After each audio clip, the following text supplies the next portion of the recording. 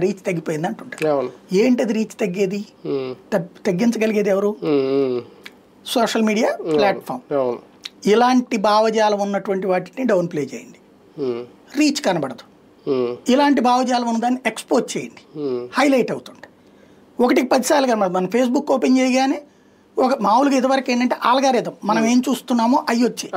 ఇప్పుడు అట్లా కాదు, వాళ్ళు ఏం చూపెట్టాలనుకుంటున్నారు అది వస్తుంది. అంటే సోషల్ మీడియా కూడా ఒక షేర్ మార్కెట్ లాగా తయారైపోయినట్టుంది. అంటే అది వాళ్ళు షేర్ మార్కెట్ అన్న డిమాండ్ సప్లై ఉంటుంది, ఇది అది కాదు.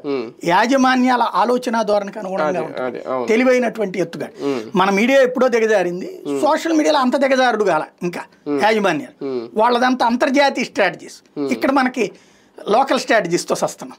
ఈ స్ట్రాటజీస్ దరిద్ర నుంచి సోషల్ మీడియాకి వెళ్తే అక్కడ అంతర్జాతీయ స్ట్రాటజీల మధ్య నలుగుతున్నాం. వీళ్ళు ఏం చేస్తున్నారు?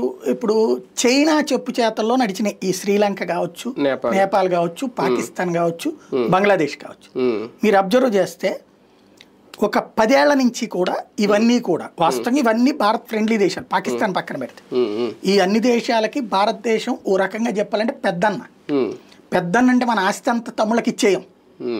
తమ్ముడు వ్యాపారం చేసుకుంటానంటే ఎంత ఇస్తాం, వ్యవసాయం చేసుకుంటానంటే అంత సాయం చేస్తాం, ఏదన్నా తమ్ముడికి కష్టం వస్తే వైద్య సహాయం పంపించడము ఇట్లాంటివి చేస్తాం. అలాగే ఈ దేశాలను ఎప్పటికప్పుడు మనం పెద్దన్న పాత్ర పోషించి ఆదుకుంటున్నాం. చైనా ఏం